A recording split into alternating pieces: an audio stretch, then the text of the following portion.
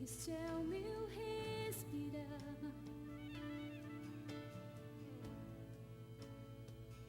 Este é o meu respirar.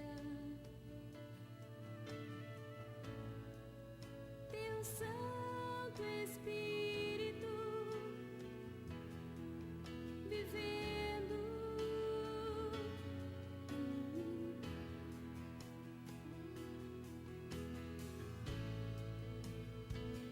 E este é o meu pão.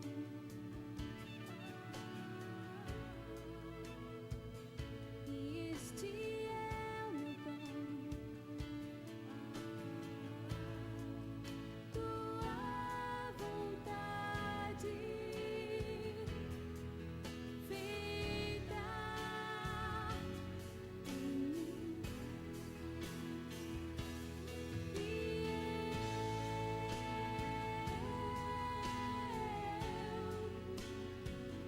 Eu nada sou sem ti, nada.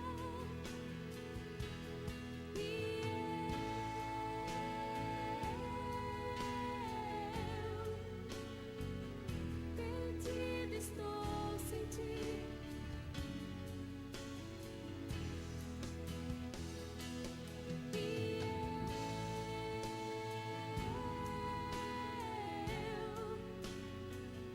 Eu nada sou sem ti.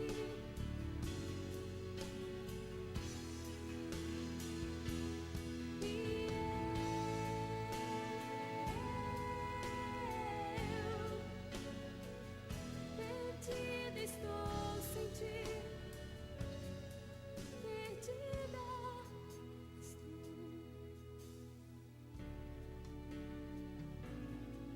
Tu és Jesus.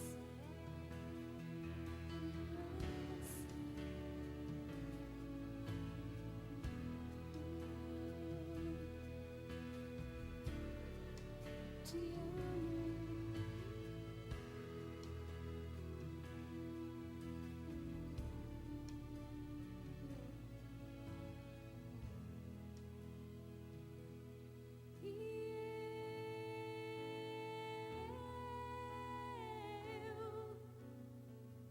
Eu nada sou sem ti.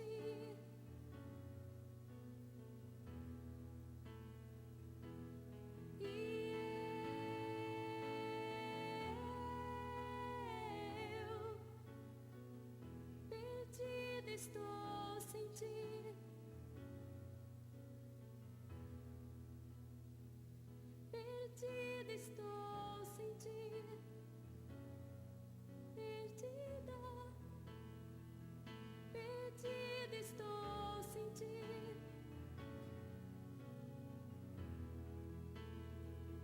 Perdida estou sem ti. Pai, eu te amo. Preciso de ti.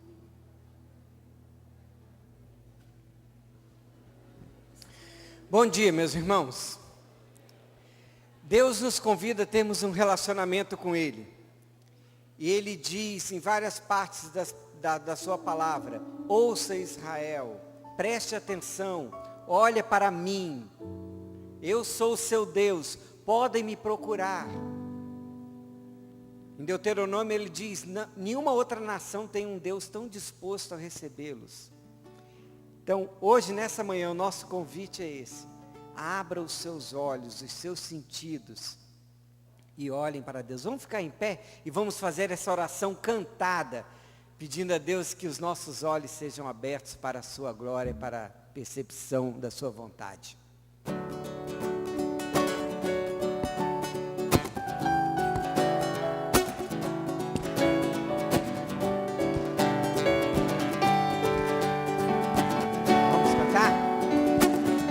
Senhor. Abra os olhos do meu coração. Abra os olhos do meu coração. Quero te ver. Quero te ver, Senhor. Abra os olhos do meu coração. Abra os olhos do meu coração. Quero te ver. Quero te ver, Senhor. Exaltado e bem alto, brilhando a luz da tua glória. Derrama o teu amor e poder, pois tu és santo, santo, santo. Exaltado e bem alto, brilhando a luz da tua glória. Derrama o teu amor e poder, pois tu és santo, santo, santo. Abra os olhos do meu coração. Abra os olhos do meu coração. Quero te ver. Cantem conosco, vamos juntos. Quero te ver, Senhor. Abra os olhos do meu coração. Abra os olhos do meu coração. Quero te ver.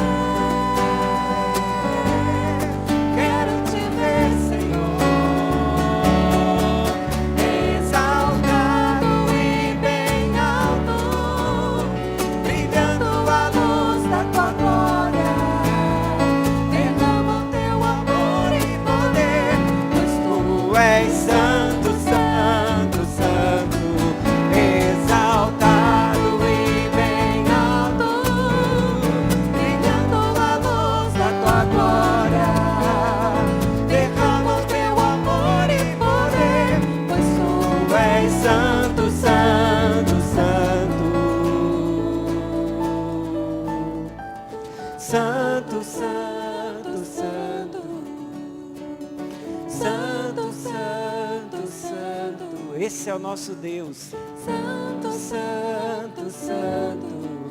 Quero te ver. Santo, santo, santo. Santo, santo, santo.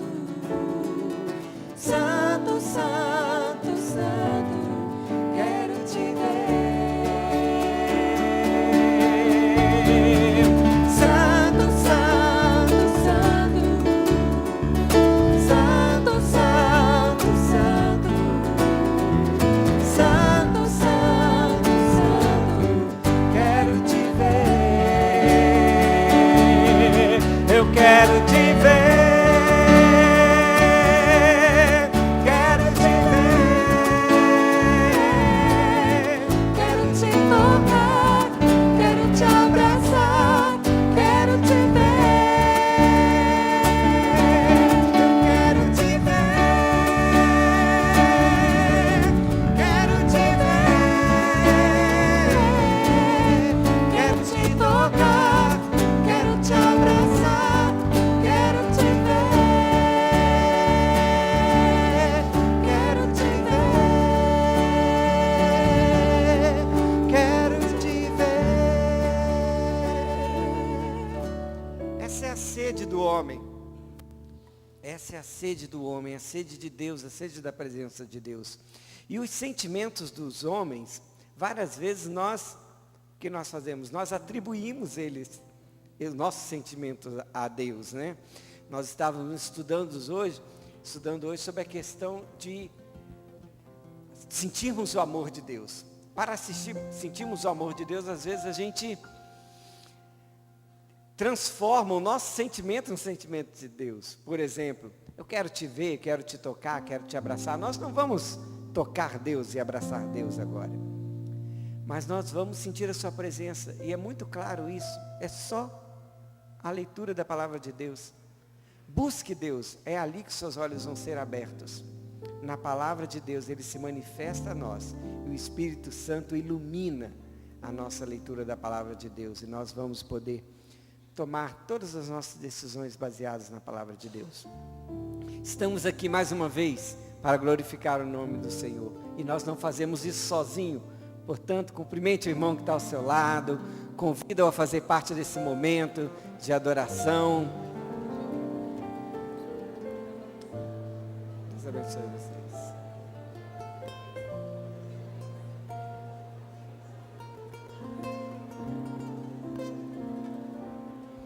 As leis do Senhor são colocadas diante de nós na sua palavra. Por isso que nós devemos ler a sua palavra, observar as suas leis e obedecê-las. E é sobre isso que nós vamos cantar.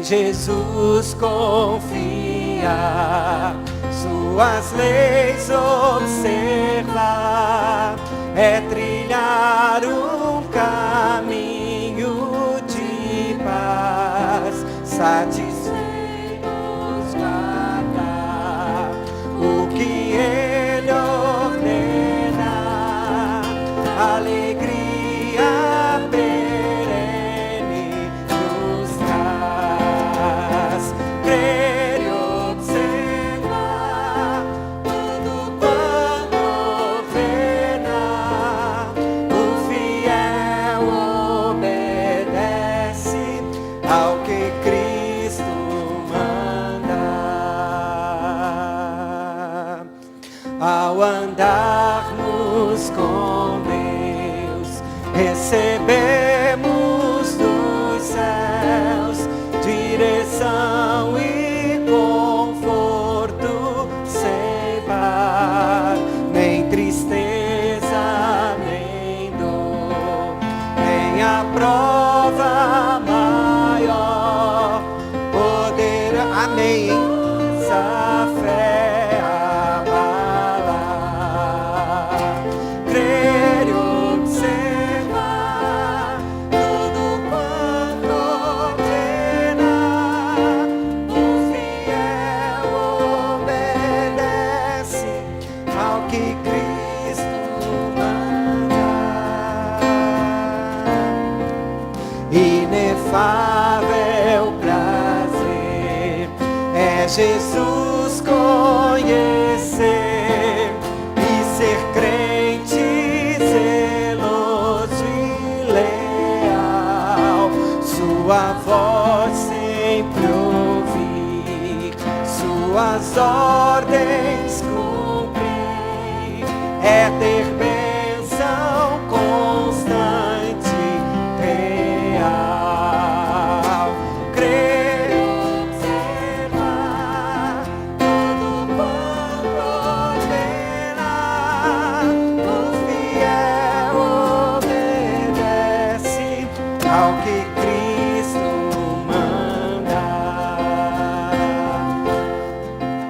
Resoluto, sem decisão e com todo fervor, os teus passos queremos seguir, teus preceitos guardar, o teu nome exaltar, sempre a tua presença sentir, crer e observar tudo quanto ordena, o fiel obedece ao que Cristo manda, crer e observar tudo quanto ordena, o fiel obedece ao que Cristo manda. Pai eterno, essa é a nossa disposição diante do Senhor, diante da nossa igreja, diante dos nossos irmãos. dessa congregação que busca o teu nome e que adora o teu nome. A nossa disposição é essa, obedecer ao Senhor. E sabemos que para obedecer-te nós temos que estar com os nossos olhos fixos no Senhor, na sua palavra, para vermos aquilo que o Senhor tem como plano. E aí sim, nos inserirmos nesse plano, porque o Senhor nos convida a participar desse plano, que é o plano de resgate do homem que um dia se perdeu. Para isso que nós estamos aqui como igreja, para isso que nós vivemos, para glorificar o teu nome, para expandir o teu reino. Pedimos a tua graça sobre nós, porque às vezes nós nos embaralhamos nisso. Nós queremos tomar decisões por conta própria. Nós queremos fazer aquilo que nós queremos, ao invés de olharmos para o Senhor. Nosso desejo é andarmos perto do Senhor. Esse é o nosso desejo. E queremos fazer isso enquanto vivermos, para a honra e glória do teu nome. Aceita o nosso louvor, a nossa adoração. Em nome de Jesus nós oramos. Amém. Queiram assentar-se. E a palavra de Deus ainda nos garante que o nosso Deus está sempre disposto a nos ouvir, porque Ele está sempre perto de nós. A presença de Deus em nós é constante, porque Ele nos deu o seu Espírito. E o salmista, que não conhecia do Espírito de Deus, ele diz: o Senhor está perto dos que têm o coração quebrantado e salva os de espírito abatido. Observe aqui que o Espírito é com letra minúscula. Não é o Espírito Santo, é o nosso espírito, o espírito racional do homem, o ser racional do homem. Se você está com o seu espírito muito avivado, assim, muito forte, você não ouve o Espírito de Deus. Ele aceita sempre aquele que se submete o seu próprio conhecimento à sabedoria de Deus. Então o Senhor está perto de nós, basta nós chegarmos a Ele com o coração contrito e com o espírito abatido. Vamos ler esse texto para nos lembrarmos dessa verdade? Vamos juntos? O Senhor está perto dos que têm o coração quebrantado e salva os que estão. Isso é o nosso Deus. E nós vamos cantar uma música que nós cantamos pouco, mas que fala justamente disso, de Deus perto de nós.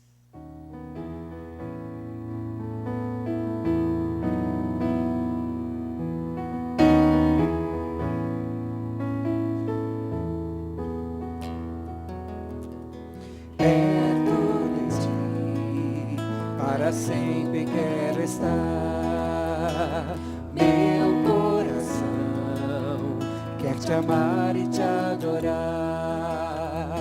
Vem derramar tua chuva sobre mim, meu viver, eu entrego só a ti. Já deu para lembrar juntos?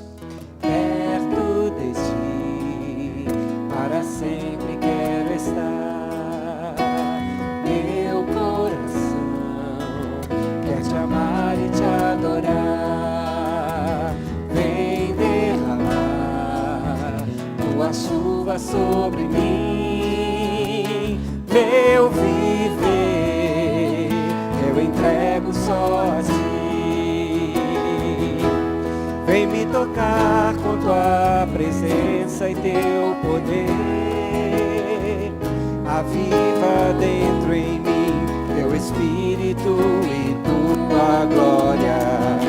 Jesus é o caminho para a vida encontrar.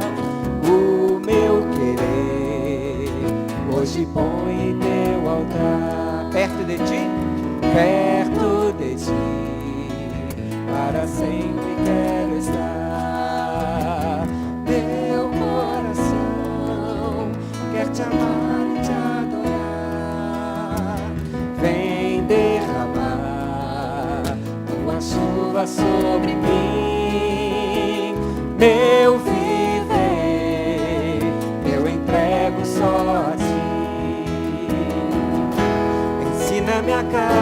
cada dia amar o meu irmão, olhar com os teus olhos, perdoar com teu perdão. Longe de teu amor não posso mais viver. Vive em mim, santifica-me, Senhor, perto de ti, para sempre quero estar. Meu coração quer te amar e te adorar.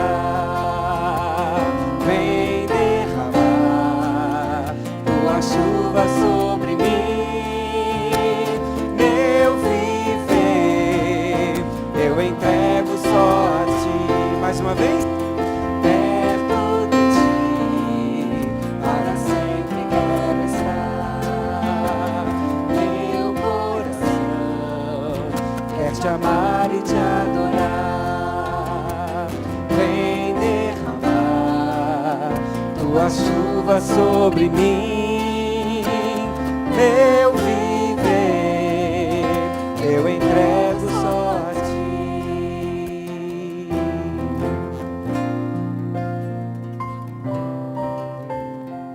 Bela essa mensagem, né?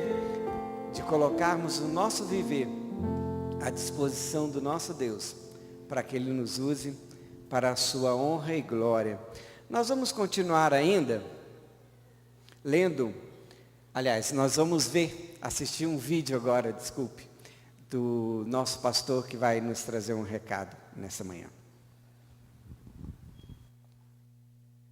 Olá, querido, graça e paz em Cristo Jesus. Hoje eu quero falar um pouquinho com você sobre a Operação André, que já começou aqui na Igreja Batista Betel. A Operação André é uma ferramenta de evangelização. Por isso, eu vou precisar muito da sua ajuda para que essa iniciativa dê certo e a gente possa colher muitos frutos para a honra e glória do Senhor Jesus Cristo. A primeira coisa que você deve fazer é retirar esse panfleto lá no balcão de informações ou então com algum dos nossos recepcionistas logo à entrada aqui do nosso templo. Retire a sua ficha de Operação André e preste atenção agora nos 5 passos que levarão pessoas ao conhecimento e à entrega de suas vidas a Jesus Cristo.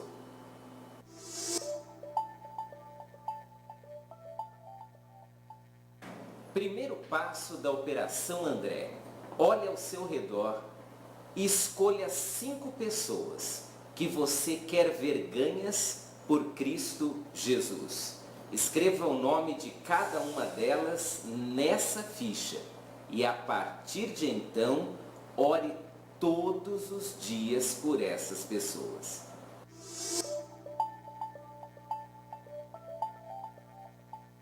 Segundo passo da Operação André. Ore todos os dias pelas 5 pessoas da sua lista.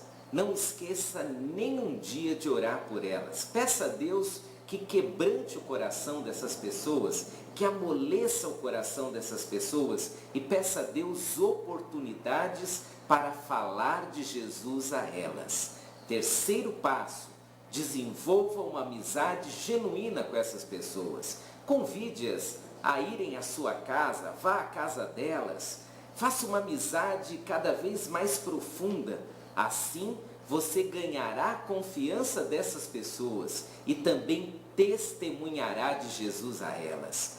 Quarto passo, convide-as para participar das nossas celebrações de Páscoa, que esse ano serão totalmente evangelísticas. Se elas não aceitarem o seu convite de vir aqui na Páscoa, então convide-as para vir em um outro culto. Nós avisaremos você quais serão as nossas celebrações evangelísticas. E por último, se essa pessoa vier e aceitar a Jesus, você a ajudará a se integrar na igreja, a crescer na fé e participará do momento maravilhoso do batismo dessa pessoa. Se ela não vier, então você apresentará o plano de salvação a ela, seja na sua casa, na casa dela, quem sabe no trabalho ou até mesmo num restaurante. Esses são os 5 passos da Operação André, janeiro, fevereiro e março, falando de Jesus aos nossos amigos, familiares, colegas de trabalho, enfim, pessoas que estão ao nosso redor.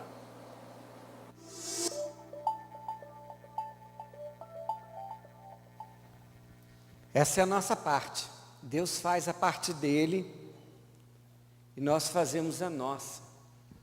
E quando Deus nos quis mostrar um ensinamento sobre a infalibilidade da sua promessa, Ele, na sua palavra, deixou um texto, uma narrativa que eu convido a você a acompanhar comigo essa leitura, onde Ele diz que a sua promessa é sempre cumprida, porque Ele é um Deus que nunca mente. E foi assim que Ele fez, olha. Quando Deus fez a sua promessa a Abraão, por não haver ninguém superior por quem jurar, jurou por si mesmo, dizendo: esteja certo de que o abençoarei e farei numerosos os seus descendentes. E foi assim que, depois de esperar pacientemente, Abraão alcançou a promessa. Os homens juram por alguém superiores a si mesmo, e o juramento não confirma o que foi dito, pondo fim a toda discussão. Querendo mostrar, bom, aí já volta o texto, né?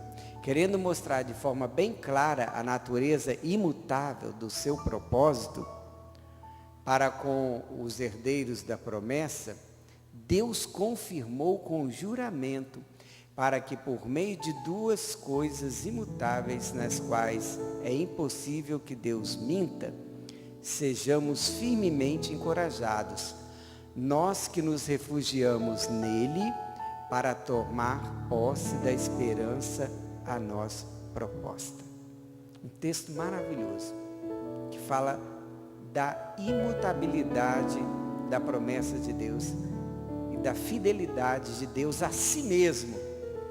Tem um hino que a gente canta que Deus, no final fala, né? Tu és fiel, Senhor, e diz no final, fiel a mim. Né? Tu és fiel, Senhor, fiel a mim. Antes de ser fiel a nós, Deus é fiel a si mesmo, principalmente a si mesmo. E é aí que está a garantia da sua promessa, da fidelidade do Senhor a si mesmo, da sua imutabilidade. E Ele é um Deus que está sempre perto de nós. Nós vamos cantar isso e vamos dedicar os dízimos e ofertas, dizendo que o nosso Deus é um Deus que está perto de nós, que é um Deus de promessa, um Deus que não falta com a sua palavra. Vamos ofertar dízimos e ofertas agora.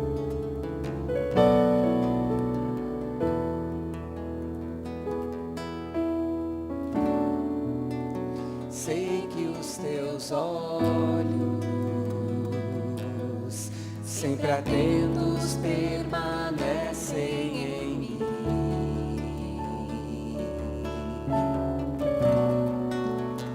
E os seus ouvidos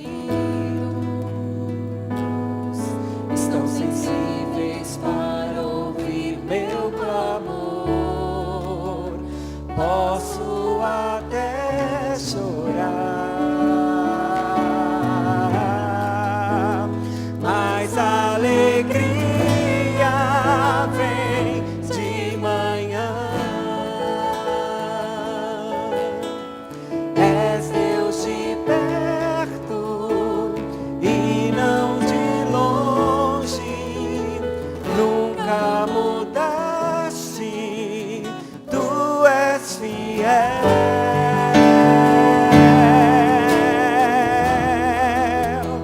Deus de aliança, Deus de promessas, Deus que não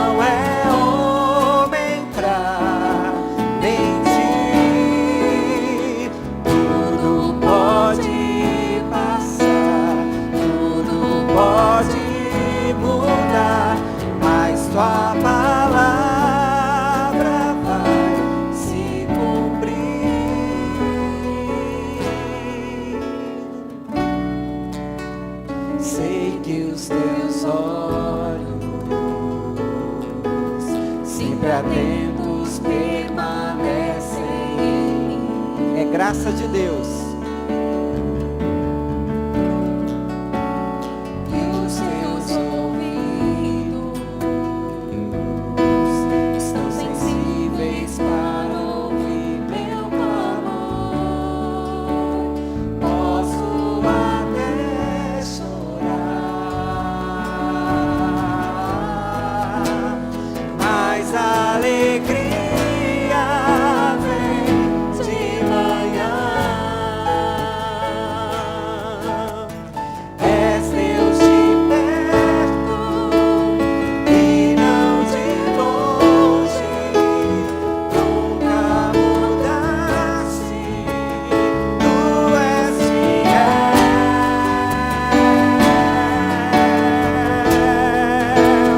Deus de aliança, Deus de promessas, Deus que não é homem pra mentir.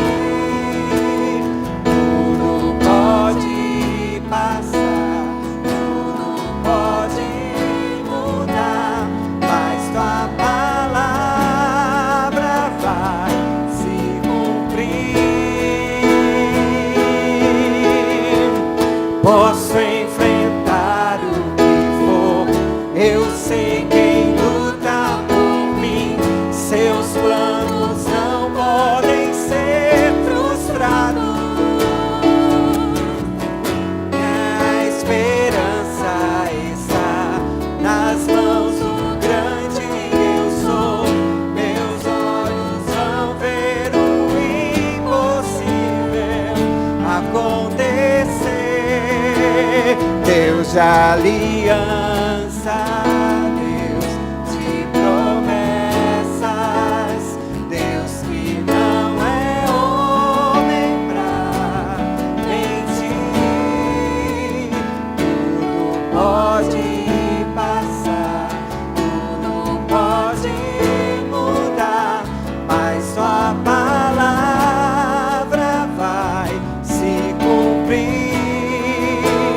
Deus de aliança, Deus de promessas, Deus que não é homem pra mentir. Tudo pode passar, tudo pode mudar, mas tua palavra vai se cumprir.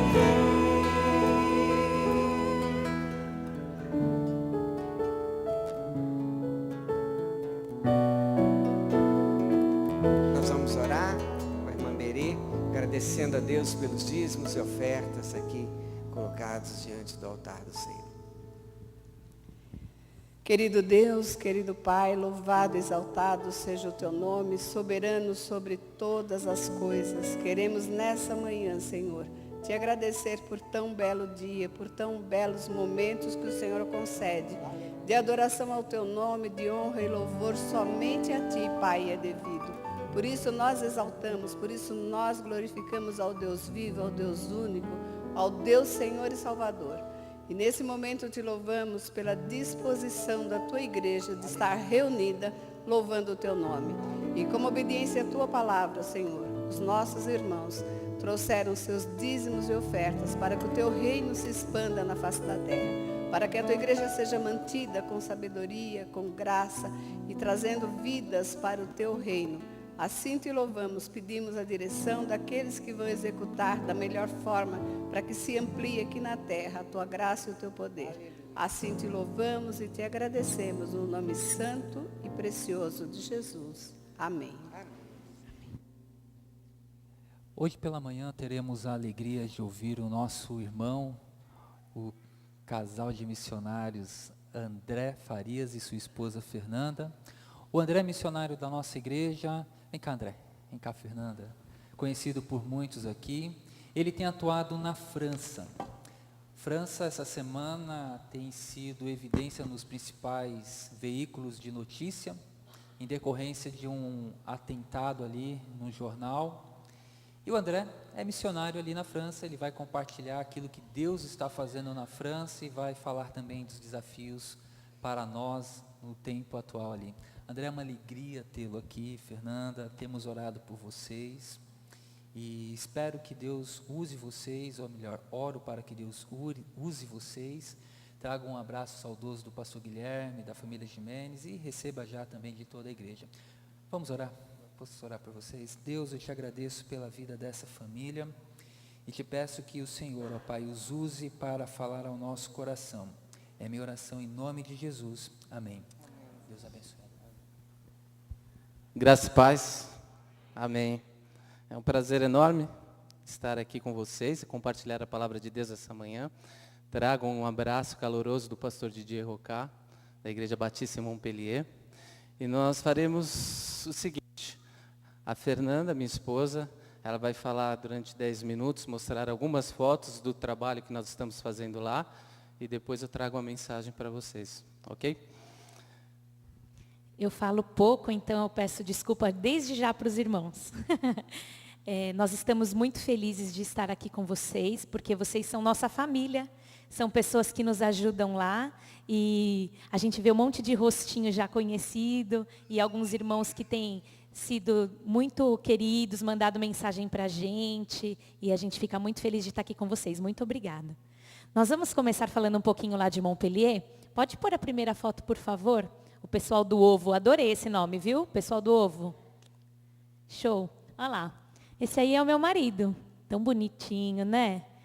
Pastor André, ele prega, só a primeira, por favor. Ele prega lá na Igreja Batista de Montpellier, 2 vezes por mês, uma vez por mês na Igreja Batista Lunel, que é uma igreja filha da nossa igreja. E então aí é um dos momentos que ele estava pregando lá. Antes de mostrar tudo, eu queria só dizer para vocês um pouquinho da realidade da igreja antes da gente chegar. Era uma igreja menor, com a maioria das pessoas idosas, nós tínhamos apenas 5 crianças, e não tínhamos jovens. Era uma igreja que também tinha um ministério, que era o ministério pastoral. Não tinha nenhum outro ministério. Então, eu vou mostrar para vocês um pouquinho do trabalho que a gente foi desenvolvendo ao longo desses quase 3 anos. Pode pôr a próxima, por gentileza. Muito bem.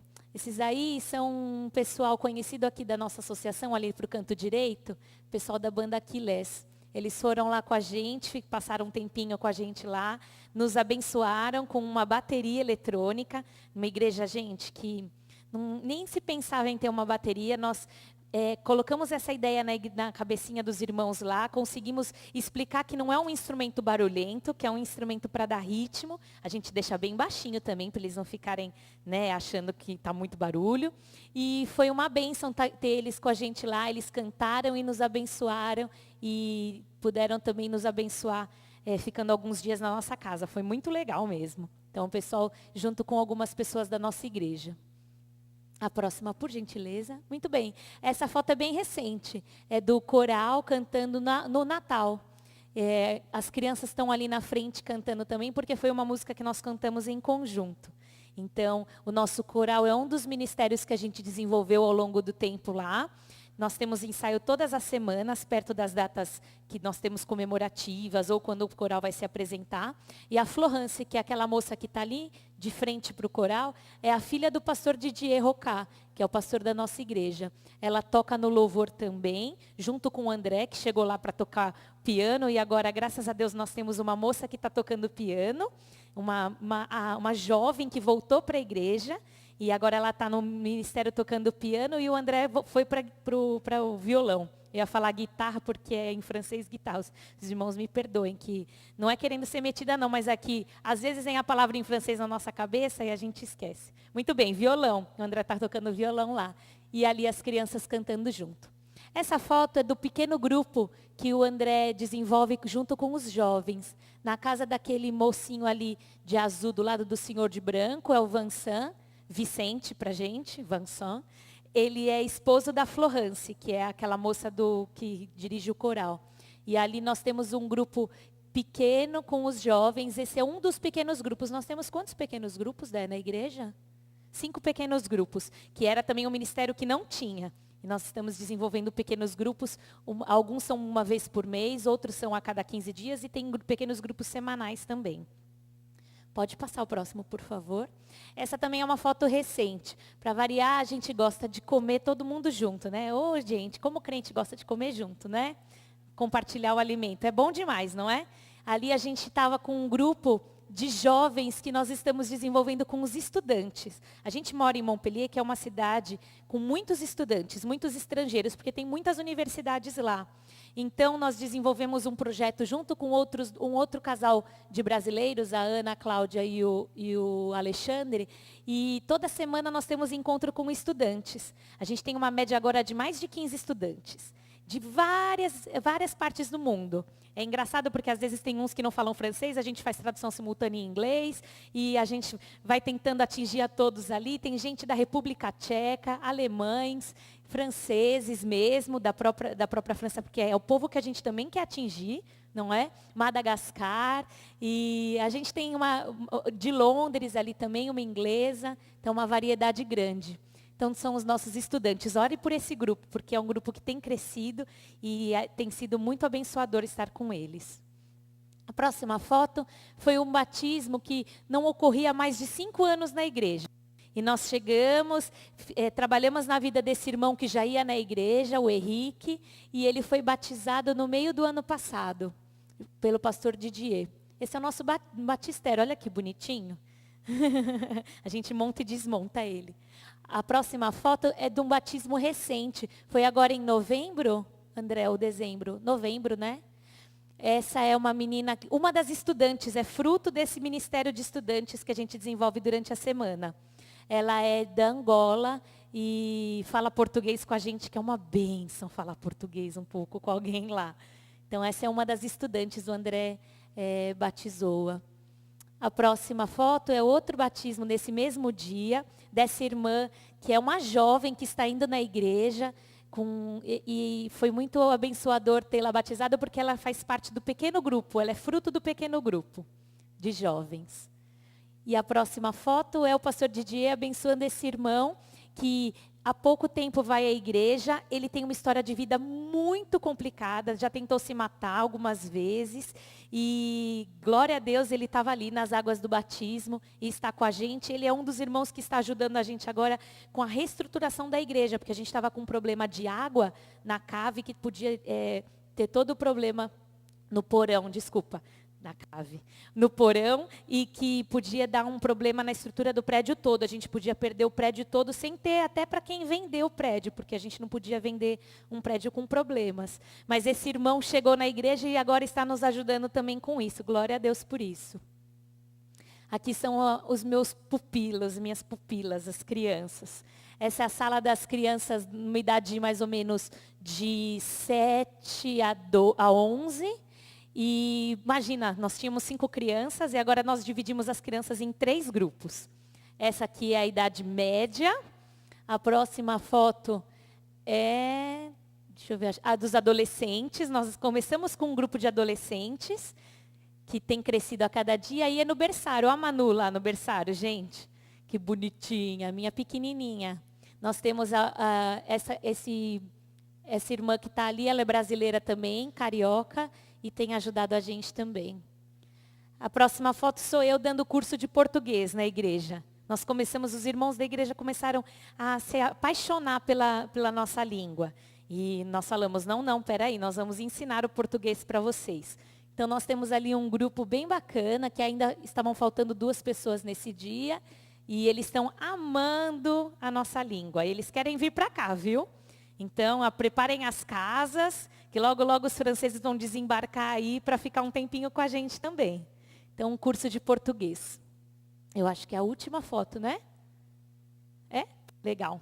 É isso, irmãos. Então, essas são algumas das coisas que nós estamos desenvolvendo lá.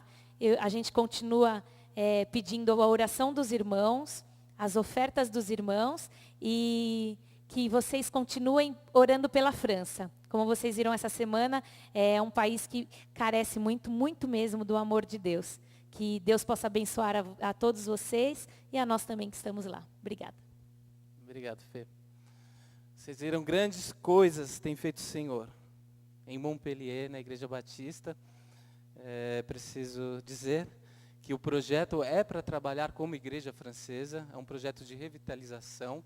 As igrejas francesas, elas têm dificuldade de se manter, né?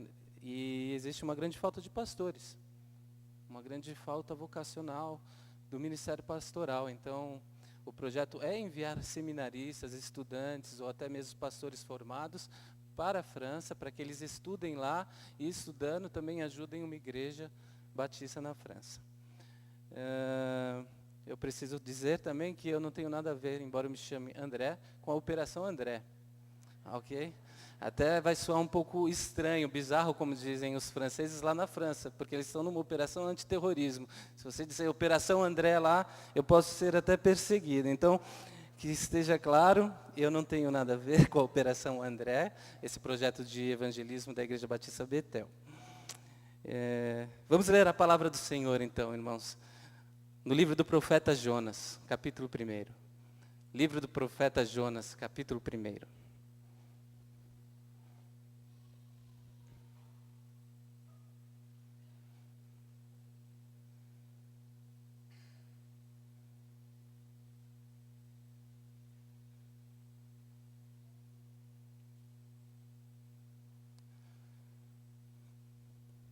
Diz assim a palavra de Deus. A palavra do Senhor veio a Jonas, filho de Amitai, com esta ordem: vá depressa à grande cidade de Nínive e pregue contra ela, porque a sua maldade subiu até a minha presença. Vamos orar.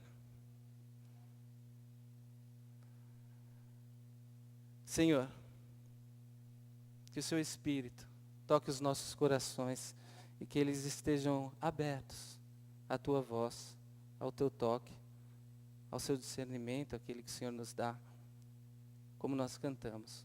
Abra os olhos, os ouvidos dos nossos corações e venha falar através da sua palavra. Em nome de Jesus, amém. Bom, pregar contra a cidade de Nínive. Essa é a missão do profeta Jonas, pregar para Nínive, para que ela não seja destruída. Jonas nos é apresentado como alguém que viveu intensamente os sonhos e as profundas frustrações de Israel. De fato, isso faz dele um profeta peculiar, porque eu diria que para mim ele é um profeta, um dos mais interessantes de todos os profetas da Bíblia, porque ele é seguramente o mais parcial, o mais humano, o mais extravagante de todos eles. Jonas viveu um período em que Israel corria o risco de ser extinto como nação. Profeta do Reino do Norte, ele tinha consciência de que nos seus dias a grande ameaça para Israel era o Império Assírio, era a Síria, cuja capital era Nínive. Naqueles dias, essa era a consciência de qualquer cidadão de Israel. E um dia Jonas estava em sua casa aí pelo ano 750 a.C. e vem essa palavra do Senhor a ele: vá depressa à grande cidade de Nínive e pregue contra ela, porque a sua maldade subiu à minha presença. Sem dúvida, esta era uma tarefa para a qual Jonas não tinha absolutamente o coração disposto. Seria a mesma coisa que solicitar para Edir Macedo pregar a palavra para o Valdomiro, correndo-se o risco de que a conversão do Valdomiro Santiago acabasse de vez com a sua audiência. Ou pedir para um brasileiro ajudar a Argentina a ganhar a Copa do Mundo. Seria alguma coisa parecida com isso. Mas Jonas se dispõe, não para ir a Nínive, mas para fugir da presença do Senhor e refugiar-se em Tarsis. O texto é irônico porque Deus disse: dispõe-te. Jonas de fato se dispôs, mas para fugir da presença do Senhor. Ele queria que Deus acabasse com tudo mesmo. Se o Império Assírio já tinha devastado grande parte de Israel, do Reino do Norte, a qual ele era profeta, e ele era considerado uma ameaça ao povo de Israel, e já tinha vitimado um bom número de pessoas, a vontade de Jonas era que Deus acabasse com esse império. E falando em outros termos, a vontade de Jonas era que todo mundo em Nínive fosse para o inferno. Ele não queria nem saber, ele queria justiça. E para Jonas, aquela era uma missão que confrontava profundamente o seu nacionalismo, a sua consciência religiosa. Então ele prefere fugir da missão a qual Deus o chamou. E Jonas vai até Jope. Acha um navio que vai para Tarsis. Pega uma passagem, paga e embarca nele, para ir longe da presença do Senhor. É assim que Jonas gasta tudo o que não tem, para não ter que se engajar numa missão na qual não acredita ser justa. Sua opção é ir para o fim do mundo. Vai então para Tarsis, no sul da Espanha, o lugar mais longínquo de todo o planeta naqueles dias. Pensa num lugar longe, tipo Tocantins, que a gente nem sabe se existe ainda. Um lugar bem longe. Esse lugar é Tarsis.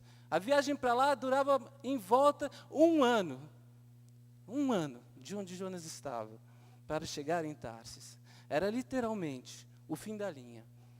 E era como tentar se esconder de um chamado de Deus, fugindo lá para o Japão, ou lá para o Tocantins. Eu tive um amigo no seminário de Tocantins, e a gente brincava, né? Pedia para ele falar a verdade, porque ele falava que veio de lá. A gente falava, a gente nem sabe se tem gente lá. Talvez tenha um na divisa que fique tomando conta ali. Mas o fato é que Jonas fugiu. E nos versos 4 e 6 do capítulo 1, de 4 a 6, a Bíblia diz: o Senhor, porém, fez soprar um forte vento sobre o mar, e caiu uma tempestade tão violenta que o barco ameaçava arrebentar-se. Todos os marinheiros ficaram com medo, e cada um clamava o seu próprio Deus. E atiraram as cargas ao mar para tornar mais leve o navio. Enquanto isso, Jonas tinha descido para o porão e se deitado, e dormia profundamente. O capitão dirigiu-se a ele e disse: como você pode ficar aí dormindo? Levante-se e clame ao seu Deus. Talvez ele tenha piedade de nós e não morramos.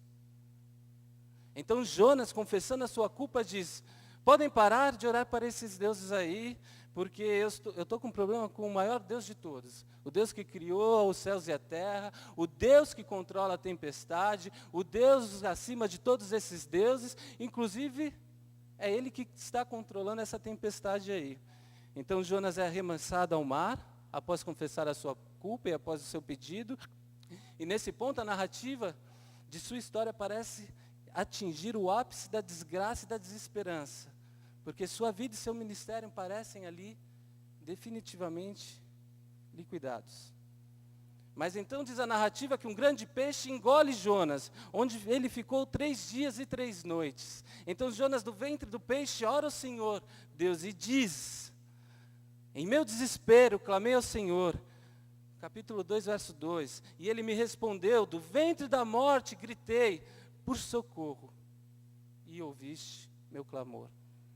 Deus escuta Jonas, o peixe deixa Jonas em Nínive, ele prega a palavra para o povo se arrepende, Deus perdoa o povo, e Jonas fica profundamente irado contra Deus.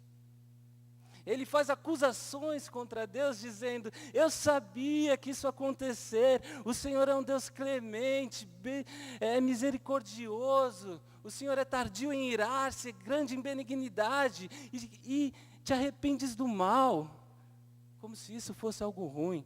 E ele acusa Deus, porque o que Jonas não queria era vê-los salvos, ele queria vê-los esmagados, achatados. Assim ele diz: peço-te, Deus, tire minha vida, porque é melhor morrer do que viver e ver isso. Mas no capítulo 4, verso 7, diz a palavra de Deus: mas na madrugada do dia seguinte, Deus mandou uma lagarta atacar a planta, de modo que ela secou. Ao nascer do... Deus deu uma planta, isso. Deus deu uma planta, fez nascer uma planta do lado de Jonas, e ele curtiu a sombra que a planta dava, e na madrugada do dia seguinte, Deus mandou a lagarta atacar a planta, de modo que ela secou. Ao nascer do sol, Deus trouxe um vento oriental muito quente, e o sol bateu na cabeça de Jonas, a ponto que ele quase desmaiar. Com isso, ele desejou morrer e disse: para mim seria melhor morrer do que viver. Mas Deus disse a Jonas, você tem alguma razão para estar tão furioso por causa dessa planta que te deu um pouco de sombra? Hein, Jonas? E ele respondeu, sim, eu tenho, e estou furioso a ponto de querer morrer. Mas o Senhor lhe disse, você tem pena dessa planta, embora não a tenha podado, nem a tenha feito crescer. Ela nasceu numa noite e numa noite morreu. Contudo, Nínive tem mais de 120 mil pessoas que não sabem nem distinguir a mão direita da esquerda, além de muitos rebanhos. Não deveria eu ter pena dessa grande cidade? E assim se termina o livro, e assim se termina a história do profeta Jonas, conhecido como o profeta que fugiu de Deus. O que podemos aprender com essa história? Eu separei 5 pontos. Não tem nada a ver com a Operação André também, que tem 5 pontos. A primeira coisa é que fugir da vontade de Deus causa alienação. Jonas tenta fugir de Deus como se fosse possível. Ele perde o senso do ridículo. A mesma coisa que Adão fez no jardim do Éden, quando Deus chama Adão, onde você está? Eu me escondi, como se fosse possível se esconder da face de Deus. E Jonas é um profeta, aquele que representa a voz de Deus para o povo. Mas Jonas esquece de quem é. E é assim também, ele esquece da sua própria identidade. Jonas recusa o futuro apresentado por Deus, a vocação que Deus lhe deu. Ele foge não somente da vocação que o Eterno lhe entregou, mas ele foge também da face desse Deus. E, consequentemente, de si mesmo, daquilo que ele era, um profeta. E também foge do mundo no qual vive, porque ele vai para o lugar mais longe que existe na face da terra naquela época. E isso nos mostra que, fugindo da face de Deus, Jonas vira as costas para o seu futuro, esquece de quem ele é, entanto que profeta. O profeta, que é a voz de Deus para o povo, para de falar com Deus. Alienação. Jonas tenta fugir de Deus e descobre que tudo estava dando certo. Com o dinheiro da passagem em mãos, talvez ele tenha sentido grande alívio quando comprou a passagem, talvez tenha dito, que bênção, consegui. Achou também um navio que ia para o fim do mundo. Outra feliz coincidência. Afinal, ainda lhe era possível racionalizar a fuga, talvez com o pensamento de que Deus poderia usar o profeta Oséias ou o profeta Amós, que eram seus contemporâneos. Jonas tenta fugir de Deus e cai dentro de uma fervorosa reunião de oração, uma reunião de oração ecumênica, interreligiosa. Talvez em navio nenhum do mundo se tenha orado tanto quanto naquele navio em que se encontrava Jonas. E no texto da versão grega do Velho Testamento, chamada Septuaginta, se diz que Jonas não somente dormia, mas ele roncava profundamente. Ele foi capaz de abandonar a mais fervorosa reunião de oração da sua vida e afundar-se em um sono profundo. Jonas desvia o olhar de Deus. Jonas para de olhar para Deus e ele começa a viver um estado de alienação.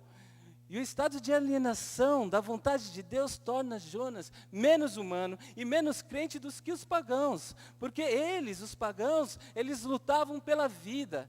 Enquanto Jonas dormia, eles invocavam cada qual o seu Deus. Enquanto Jonas não tinha prece em seus lábios, ele estava totalmente silencioso. E eu não sei se você já passou por esse período. Desviou o olhar de Deus, tentou fugir de Deus, tentou fugir da vontade de Deus, da vocação de Deus. E essa fuga pode se dar por diversos motivos. Sobretudo naqueles momentos que nós decidimos não olhar mais para Deus e seguir nosso próprio coração, nossos próprios desejos. Eu não sei se você já sofreu uma profunda falta de ânimo espiritual, passou por um deserto na sua vida, desviou o olhar de Deus, esqueceu um pouquinho da palavra, do que diz a palavra dele, tentou fugir de Deus ignorando, do Deus que não se foge, do Deus de toda a vida que está em toda parte.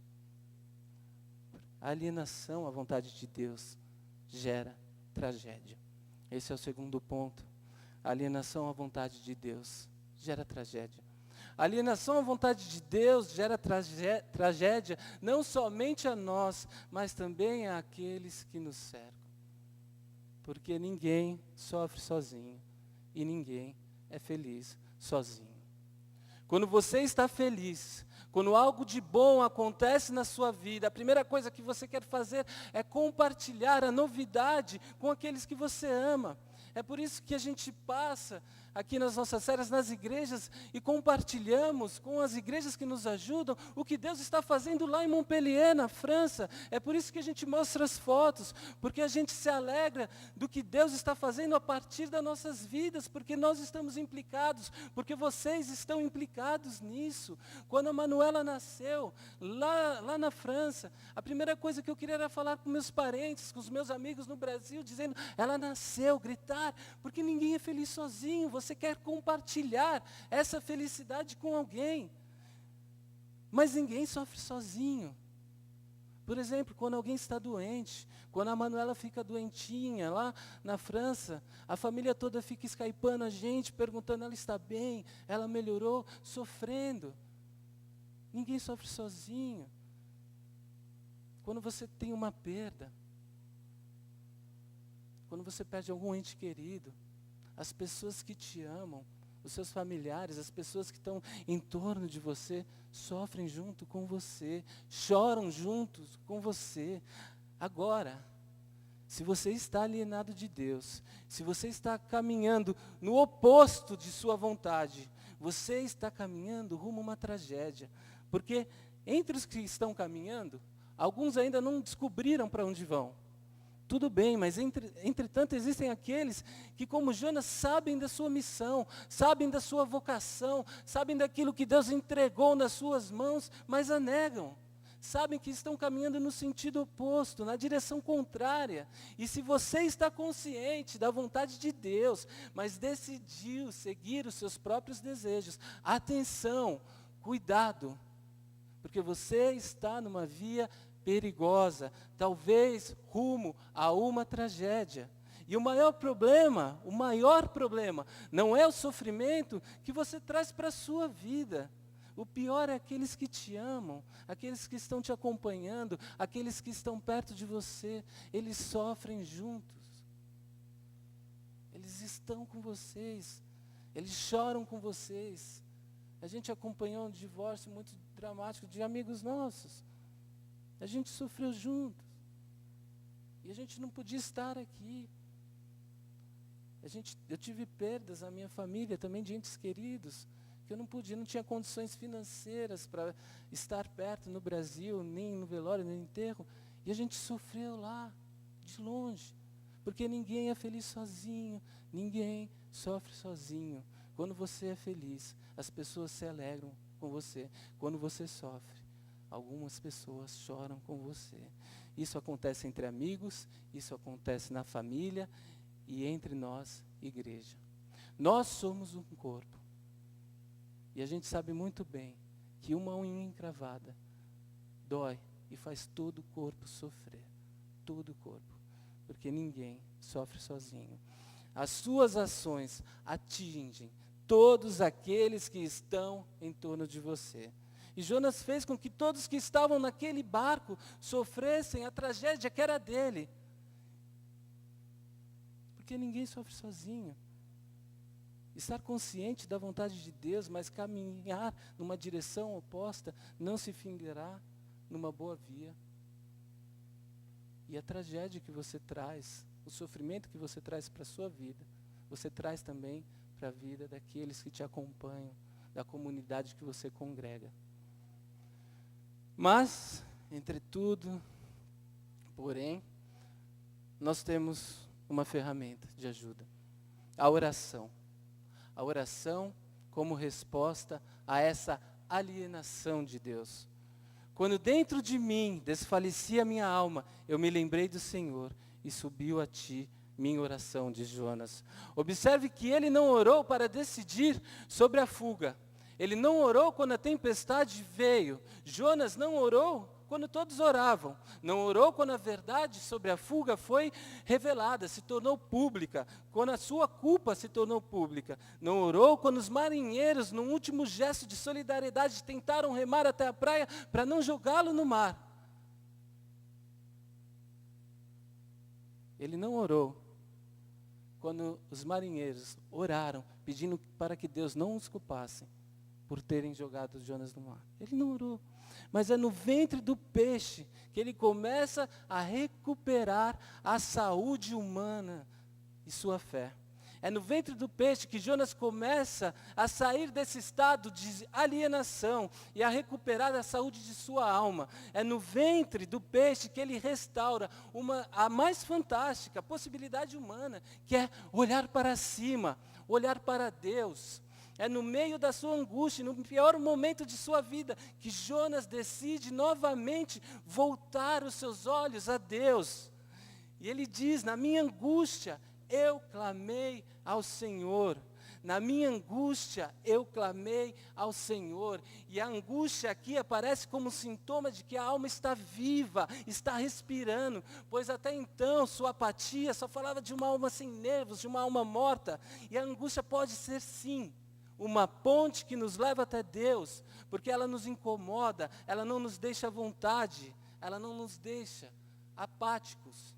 E a oração é a única e suficiente resposta da alma em crise ao Deus que busca restaurá-la. A oração é a reabertura para o relacionamento com Deus que caiu no ócio, que caiu na alienação. A oração é o sinal por excelência de que a alma ainda está viva, de que ainda está respirando, de que ainda existe esperança. E é essa esperança que me faz clamar a Deus no meio da minha alienação, no meio da minha tragédia, no meio do meu sofrimento, no meio da minha desesperança. A oração, o clamor, o grito para Deus não significa nada mais que olhar novamente para Deus, que direcionar novamente o olhar para esse Deus. Não é isso que diz o salmista, no Salmo 120, na minha angústia, eu clamei ao Senhor. E foi isso que fez Jonas, ele começa a olhar novamente para Deus, ele começa a se relacionar com Deus de novo. E ele diz no capítulo 2, versos 3 e 4, jogaste-me nas profundezas, no coração dos mares, correntezas formavam turbilhão ao meu redor, todas as tuas ondas e vagas passaram sobre mim. E eu disse, fui expulso da tua presença, contudo, olharei de novo para o teu santo templo. Olhar de novo para Deus.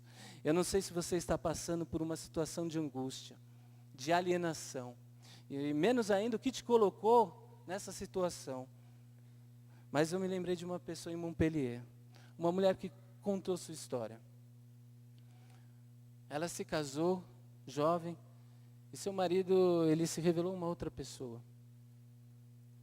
Ele a agredia fisicamente, ele a violentava, e no meio dessa tempestade, desse turbilhão, ela engravidou.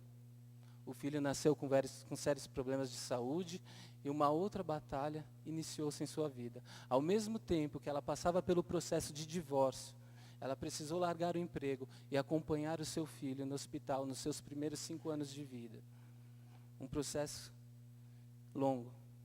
E quando tudo se estabilizou, quando seu filho se curou, quando ela conseguiu levar o filho para casa já curado, o marido invade a casa, o ex-marido, no momento, invade a casa, pega a criança e foge para um lugar que ela não conhece. Eu não sei exatamente como ela chegou nessa situação.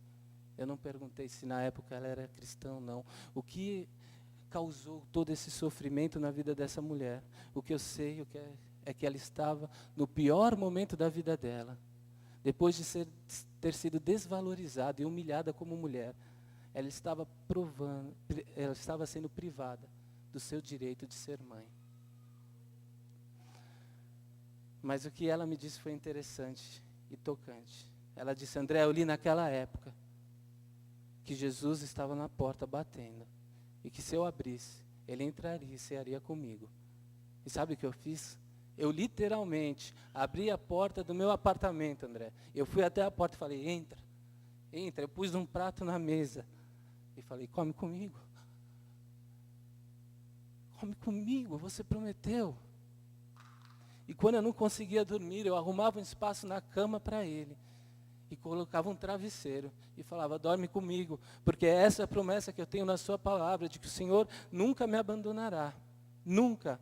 E ele entrou na minha casa e me sustentou. E me sustentou.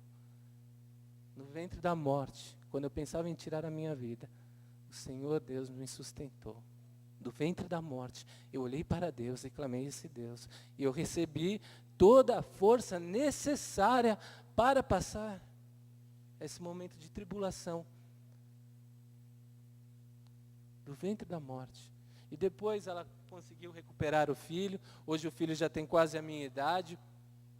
É casado, tem uma filha. Hoje ela mantém um bom relacionamento com seu ex-marido. As coisas foram restauradas. As coisas foram restauradas. Por quê? Porque Deus não desiste de nós. Esse é o quarto ponto. Deus não desiste do homem. Deus não desistiu dessa mulher. Deus não desiste de Jonas. Deus não desistiu. Embora Jonas tenha ignorado Deus durante um tempo, Deus não desiste do ser humano. O pastor Davi Clava, da Igreja Batista da Lapa, falou uma frase que eu escutei no começo da minha adolescência e gravo até hoje. Ele disse, se eu pudesse resumir a Bíblia de maneira simplista, eu diria que é a história de um homem que foge de Deus e de Deus que o busca e não desiste.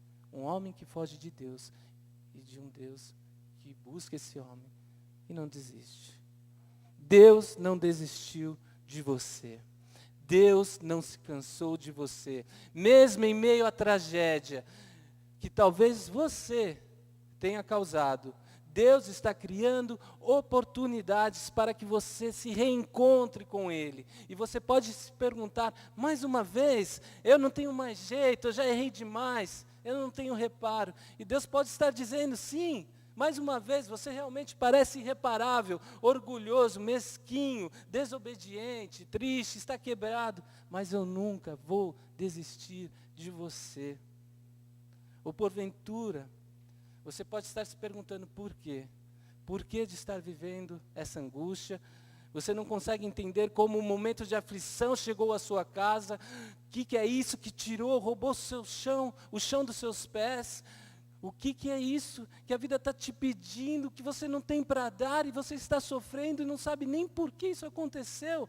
A gente tem um plantador de igrejas lá em Montpellier, que plantou a igreja que é filha da nossa, que a Fernanda comentou, a igreja de Lunel, plantou umas outras igrejas ali no sul da França pequenas, e ele estava almoçando com a sua esposa e com seu filho mais novo. A filha entra, cumprimenta os pais, vai até o quarto, entra no quarto e eles escutam um barulho de tiro. A filha se mata. E ele diz, eu não sei por que isso aconteceu na minha vida. A mulher desse homem amaldiçoou Deus. Ela não quer mais saber de Deus. O filho mais novo vive com problemas psíquicos por conta da morte da irmã. E ele não sabe por que isso aconteceu na vida dele. Mas ele está lá de 2 em 2 meses, pregando na igreja de Montpellier. Ele chega tremendo. Ele tem trauma no olhar. Sofrimento, uma pessoa sofrida, mas que não desistiu da sua vocação, porque ele fala, Deus não desistiu de mim, Deus não desistiu da minha mulher, embora ela tenha virado as costas para ele, e eu sei que Deus ainda pode curar meu filho e restaurar minha família. E ele prega de 2 em 2 meses na igreja de Montpellier, e sobe no púlpito tremendo, às vezes com febre de quase 40 graus, irmão, você está bem? Você pode pregar hoje? Está bem para pregar? Eu vou pregar, meu filho, não se preocupe. Deus não se esqueceu de mim, Ele tem me falado e eu quero compartilhar isso com vocês. Porque Deus não tira o seu olhar de nós, não importa o que te colocou no meio da tempestade, no meio desse momento de aflição, o que nos lançou no ventre da morte. Nós devemos olhar para cima, como fez o profeta Jonas, do ventre do abismo, do ventre da morte, porque olhar para cima é seguir novamente o caminho que traz de volta o coração, para que ele seja restaurado e cativado novamente pelo Pai. Precisamos manter nossos olhos voltados para cima, para esse Deus, olhando diretamente nos olhos dele, com orações, com júbilos, cantando louvores, pedindo, gritando nos momentos de dor, olhando diretamente nesses olhos daquele que nos ama, desse Deus que prometeu estar sempre conosco e buscarmos orientação divina desse Deus. Deus fala através do profeta Isaías: pode uma mãe esquecer-se do filho? E ainda assim que isso aconteça, eu não me esquecerei de vocês, porque eu sou o seu Deus. Poderíamos lembrar da história do filho pródigo, de um filho que volta as costas para o pai, vai embora, e de um pai que fica olhando o horizonte, aguardando esse filho voltar, e quando enxerga o filho voltando, ele vai correndo ao encontro, ele nem espera o filho chegar em casa, e o abraça. É desse Deus que nós estamos falando, esse Deus que nós temos como refúgio e fortaleza. É esse Deus que nos sustenta nos piores momentos de nossas vidas. Deus não se esquece de nós. E enquanto eu preparava essa mensagem, esse quinto ponto falou bastante por tudo o que ocorreu essa semana na França. E eu pude entender que Deus não desiste do mundo. Deus não desiste de você, pessoa singular que é. Mas Deus também não desiste do mundo. A graça de Deus é para todo mundo. O sangue de Jesus foi derramado por todos. E todos em Cristo têm a possibilidade de viverem debaixo da graça de Deus. Nós sabemos isso. Nós, como igreja, pregamos isso, porque isso é a nossa missão. Porém, na prática, por vezes, nós rejeitamos essa verdade. A nossa obsessão religiosa nos impede de ir além. É isso que está acontecendo na história de Jonas. A obsessão religiosa de Jonas ainda não o abandonara, pelo contrário, ela ainda tinha o poder de cegá-lo. Decididamente, Jonas só enxergava a vida de uma perspectiva religiosa, mesmo depois de todas as experiências que ele viveu com esse Deus. Quando o homem de Deus se deixa pervadir, se deixa invadir pelo excesso de religiosidade, talvez ele venha a assustar-se com o próprio coração, com as suas próprias sombras. Na opinião de Jonas, o próprio caráter misericordioso de Deus trabalhava agora contra a sua religião. Isso porque, enquanto Deus estivesse agindo entre aqueles que Jonas considerava a escória da terra, não haveria nenhuma chance de que a justiça fosse feita. E ele queria justiça.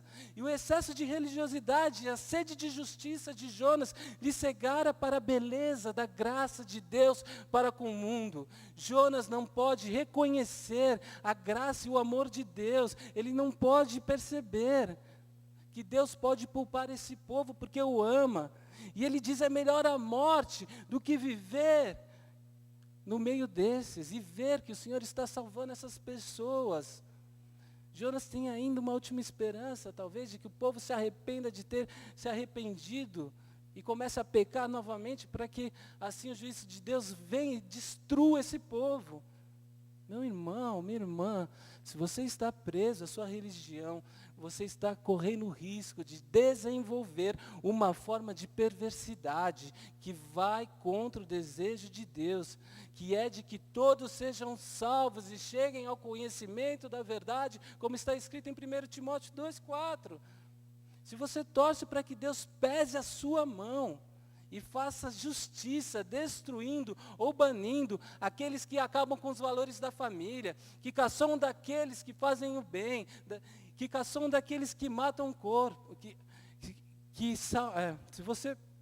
se você pede justiça para aqueles que matam o corpo, sem nenhum remorso, você está virando um justiceiro religioso.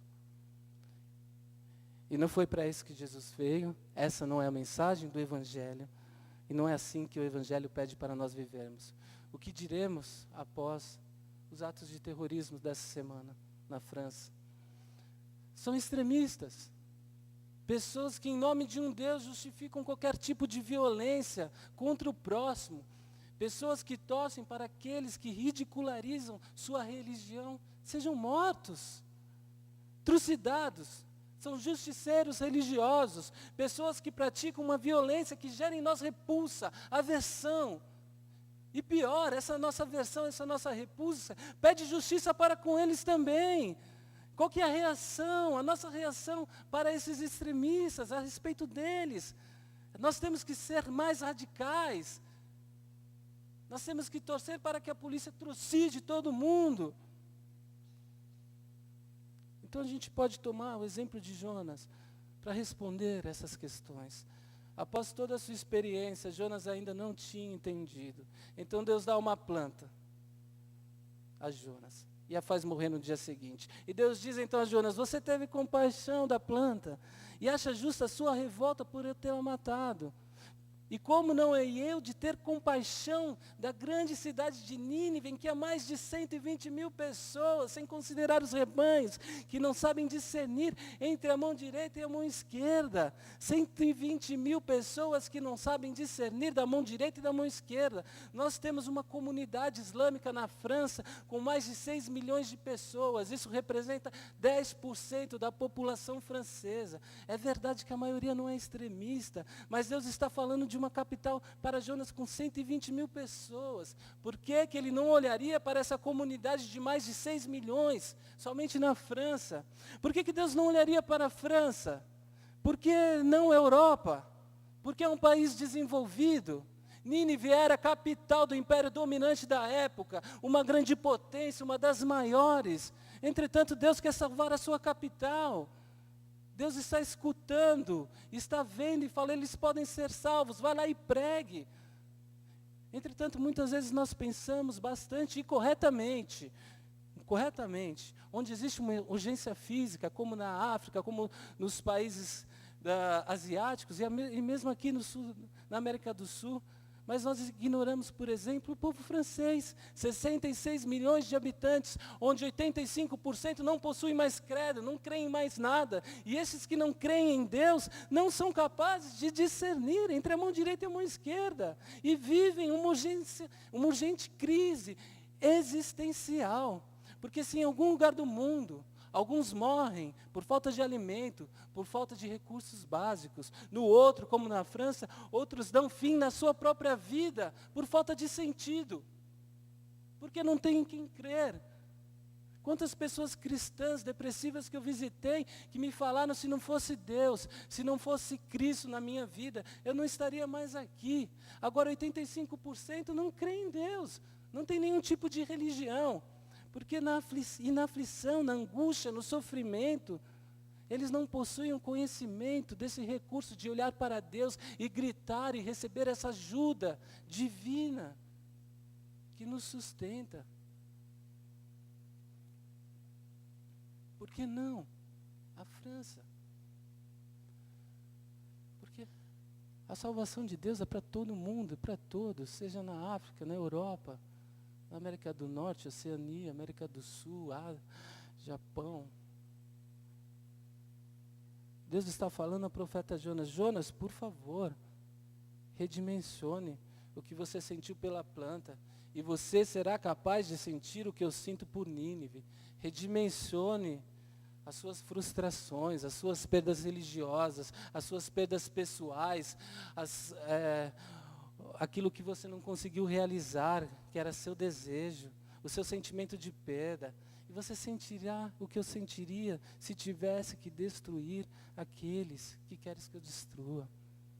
O apelo final de Deus a Jonas é para que ele recupere a possibilidade da compaixão e da misericórdia. Em outras palavras, Deus está dizendo que a única forma de se viver qualquer projeto dele para a história é colocar a salvação acima de tudo e ver que todos os povos, todas as tribos, todo mundo podem sim ser alcançados por essa salvação. Nós podemos isentar o profeta Jonas de sua culpa, porque todas as experiências que ele viveu para que Deus fosse revelado, viveu para conhecer esse Deus com quem ele se relacionava, viveu para que ele pudesse falar com propriedade e ser a voz desse Deus para o povo.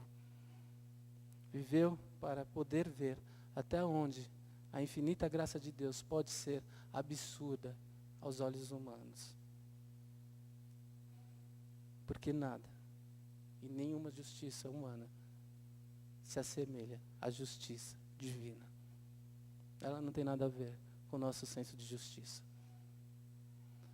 Mas se nós cremos na Bíblia, e se cremos que em Cristo tudo o que precisamos saber sobre Deus está revelado e demonstrado nesse livro que nós chamamos de Palavra de Deus, nós não temos tanta desculpa como Jonas, que ainda não possuía essa revelação. E eu termino com Jesus, que resumiu tudo em 2 mandamentos e que tem tudo a ver com a história de Jonas. Amar o teu Deus acima de todas as coisas. Quer dizer, quando Deus revelar a sua vontade, não fuja, torne-a real, obedeça, faça aquilo que Ele te mandou fazer, porque você deve amá-lo mais do que o seu senso de justiça, mais do que a sua tradição religiosa, mais daquilo que você deseja para a sua vida. Olhe para Deus, coloque-o por cima desse momento de tempestade, por cima dos momentos de sofrimento, por cima dos momentos de aflições. E se coloque à disposição da vocação que Ele te deu. Jonas, olhando novamente para Deus, volta os olhos mais uma vez para o seu futuro. E essa é uma boa mensagem para um começo de ano. Porque o futuro de Jonas agora está sendo traçado concomitantemente, simultaneamente. A vocação que ele recebeu do Eterno. O segundo é: ame o seu próximo como a ti mesmo. O que significa? Ore por aqueles que querem acabar com o Evangelho. Eu estava falando ali na frente com Lasanha da situação da Nigéria. Contexto de perseguição religiosa, onde cristãos estão sendo mortos à ruda. Orem por esses que estão sendo perseguidos, mas orem pelos que perseguem também, porque a salvação é também para esses. Quem vai julgá-los é Deus, não somos nós. Viva no meio deles. Diga que eles estão errados, para que eles não sejam destruídos, para que eles possam viver entre vocês. Ame-os. Ame-os ao ponto de sua indignação de vê-los salvos se tornar gratidão. Ame-os ao ponto de chorar quando os ver nos caminhos que os leva à tragédia e à destruição. Como testemunhamos nessa semana, nós como cristãos, nós precisamos ter lágrimas nos nossos olhos toda vez que uma coisa como o que aconteceu essa semana, o que acontece todos os dias em vários países, até em nosso contexto brasileiro.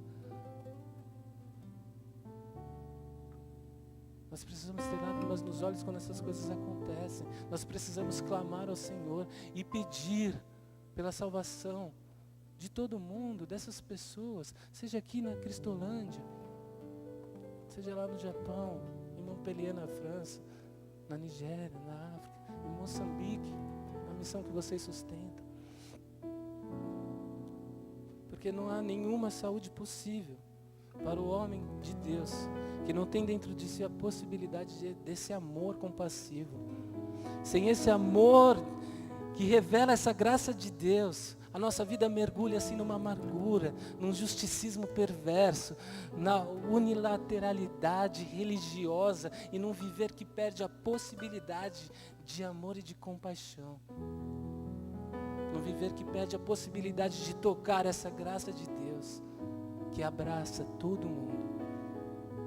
O pastor Martin Luther King já havia nos dito que se nós não aprendemos a viver juntos como irmãos, respeitando todas as diversidades, nós vamos morrer juntos, como imbecis, como tolos.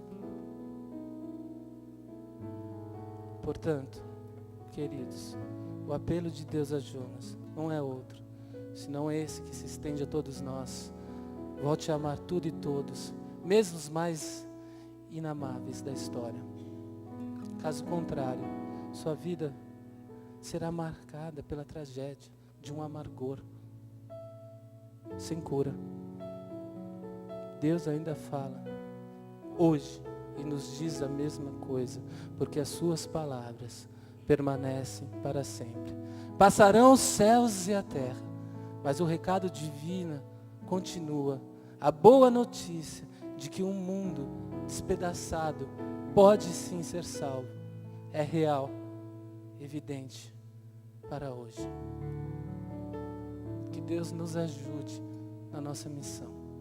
Que Deus ajude a cada um na vocação e a descobrir essa vocação que Ele está entregando para vocês. Vamos orar. Deus, eu te agradeço porque nós temos o seu olhar sobre nós. E como foi falado aqui, Tu és fiel. Tu és fiel a mim, a nós. Tu és fiel a Ti mesmo. E o que nós queremos nesse momento é ser fiel a Ti também, como resposta à Sua fidelidade, a qual nós temos como um socorro todos os dias, em todos os momentos das nossas vidas. Nos ensina a sermos fiéis a Ti, a honrarmos a vocação que o Senhor nos deu como igreja, como um corpo, para que nós possamos sim ser essa vila sobre a colina que ilumina todo mundo, e que esses homens que não Te conhecem olhem as nossas boas obras e glorifiquem o Seu nome e se convertam a Ti, porque através de nós eles podem sim conhecer o Seu amor, serem tocados e transformados pela Sua graça.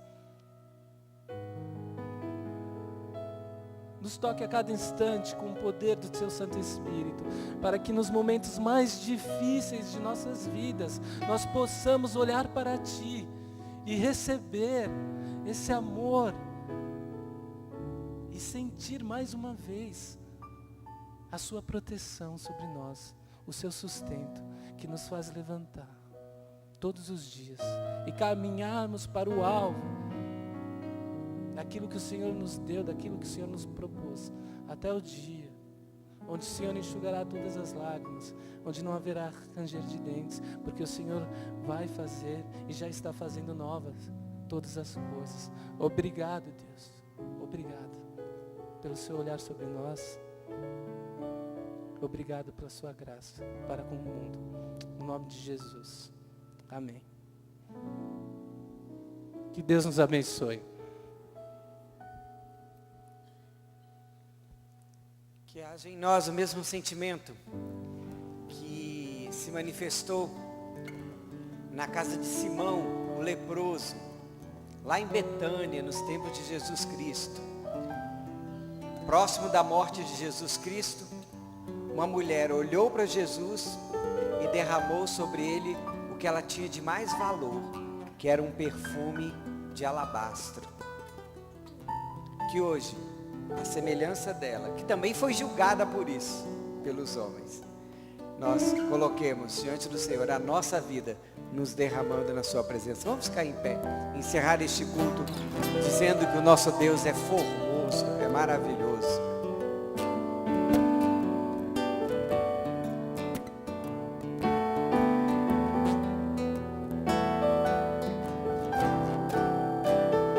Eis-me aqui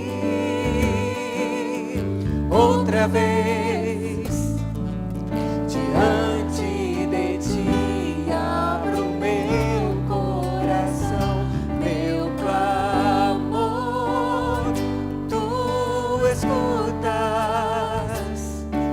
e fazes cair as barreiras em mim.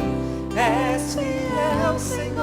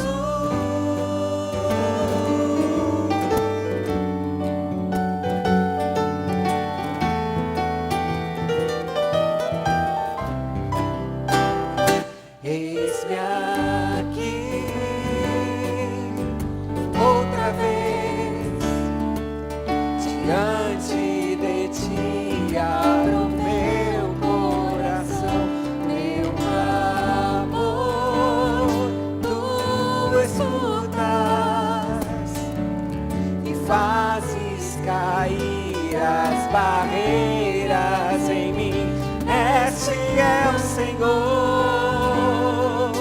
e dizes palavras de amor, esperança sem fim ao sentir o teu toque, por tua vontade libertas meu ser no calor deste lugar. Eu venho me derramar, dizer que te amo, me derramar, dizer te preciso, me derramar, dizer que sou grato, me derramar, dizer que és formoso, me derramou, dizer que te amo, me derramar, dizer te preciso, me derramar, dizer que sou grato, me derramar, dizer que és formoso.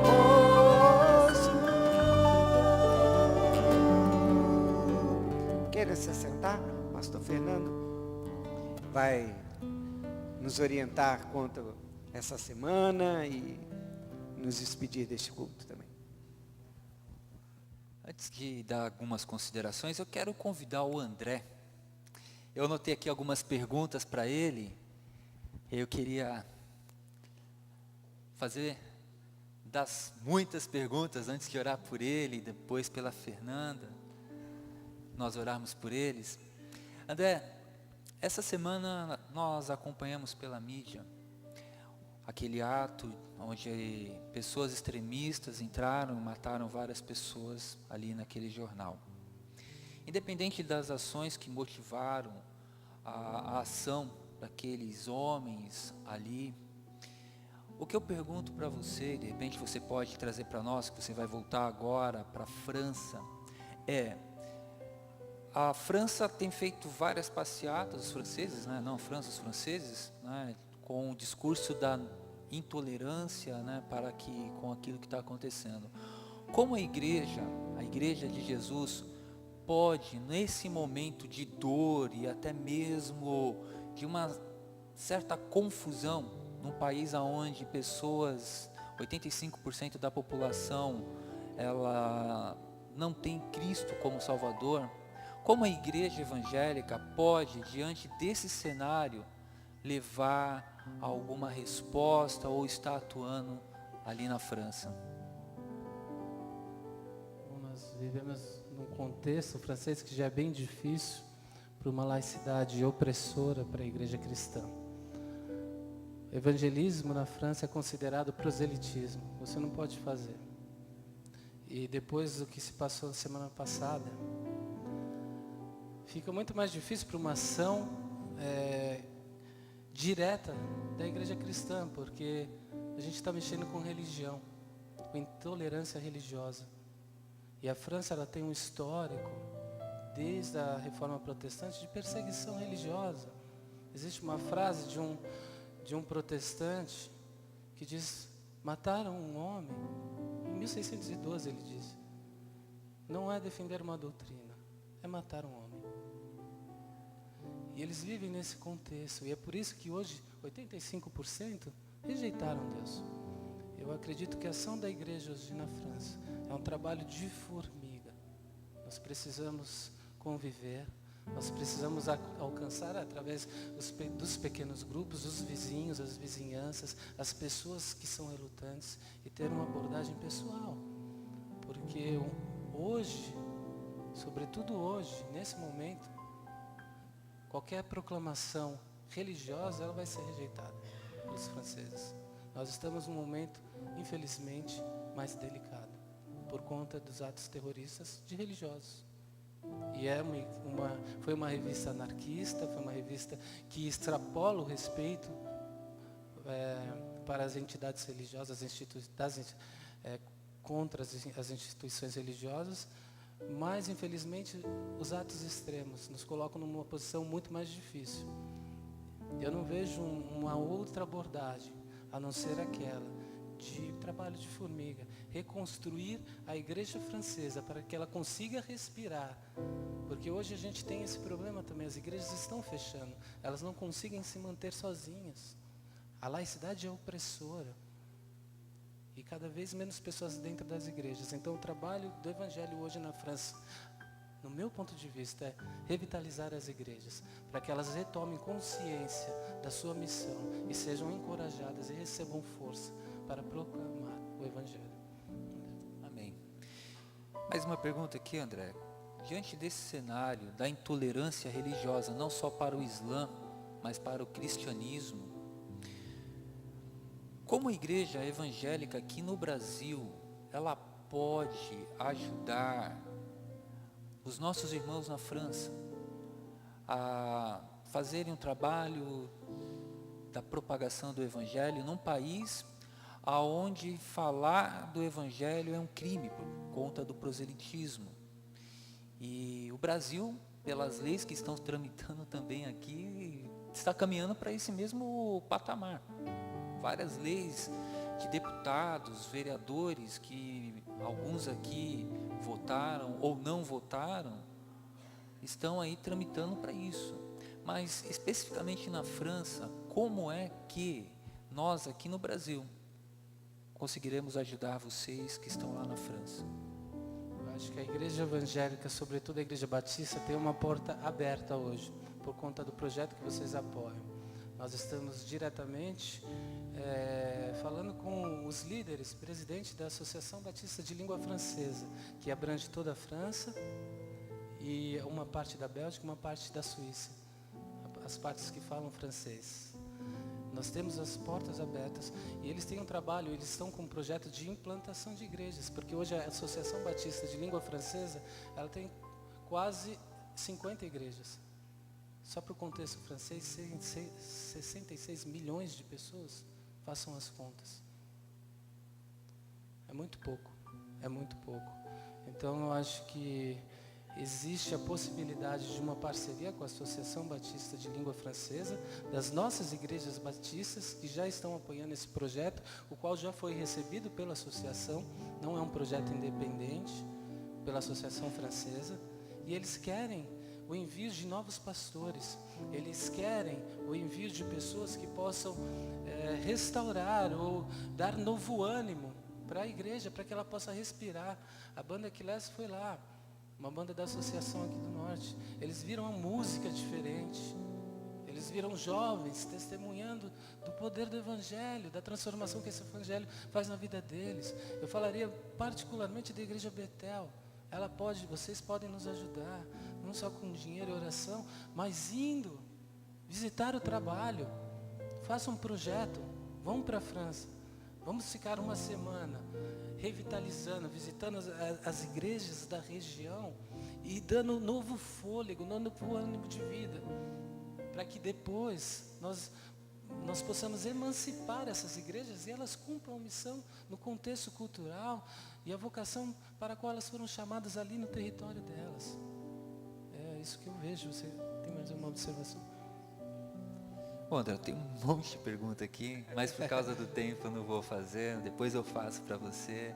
Se você quiser depois saber um pouco mais desse projeto, o André e a Fernanda vão estar por aqui, você pode dar um abraço nele, uma palavra de encorajamento, dando também para eles aí algo que Deus tocou no seu coração, além de um abraço. De repente você pode pegar o contato dele, estar acompanhando, né? Porque está no campo, como você bem mencionou, às vezes está sozinho e precisa do Skype, do Facebook de alguém, faz a diferença, né?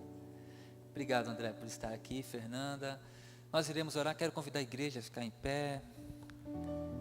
E se você puder, com um gesto, estender suas mãos em direção a esse casal querido, para nós orarmos nesse momento.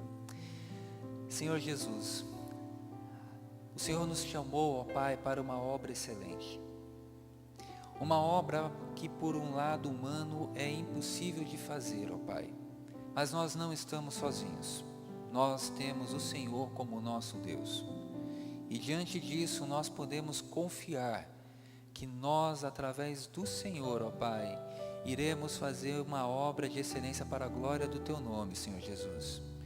Eu te peço, meu Pai, por essa família, o André, a Fernanda e sua filhinha, que estão ali no país, ó Pai, na França.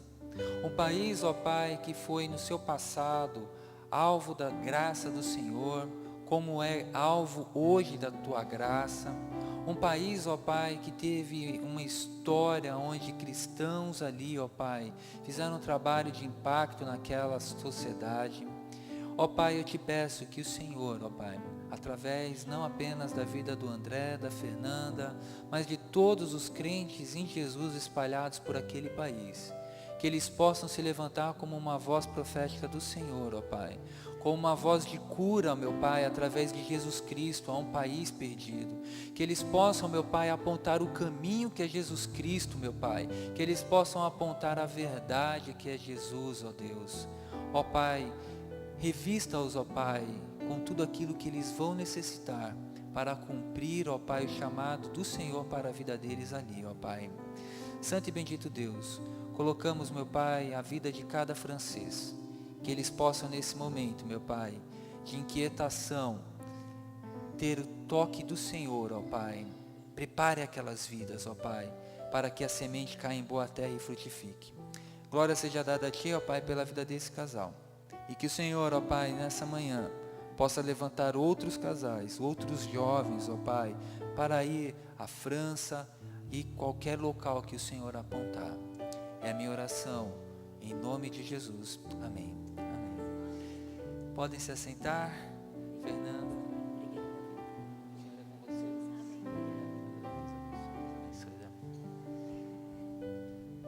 Essa semana estarei entrando de férias, mas o Rubens estará aqui, o ministro Rubens, os diáconos da igreja. O pastor Guilherme estará voltando já no dia 23. A nossa igreja está estudando a série Conhecendo Deus e Fazendo a Sua Vontade. Você é o nosso convidado. Temos aí a classe de férias. Então venha, participe. Quarta-feira agora teremos o nosso culto de oração. Também mais uma oportunidade para você que está de férias ouvir e nutrir comunhão com alguns irmãos. Desejo para você uma ótima semana. Que Deus o abençoe, te guarde. Que Deus direcione os seus caminhos. E obrigado você que nos visitou nessa manhã. E antes de ir embora, dê um abraço apertado em quem está pertinho de você. Diga para ele, é bom estar com você. E o André e a Fernanda vão estar aqui à frente. Caso você queira dar uma palavra, você pode vir aqui. Eles vão estar aqui por alguns instantes. Deus abençoe.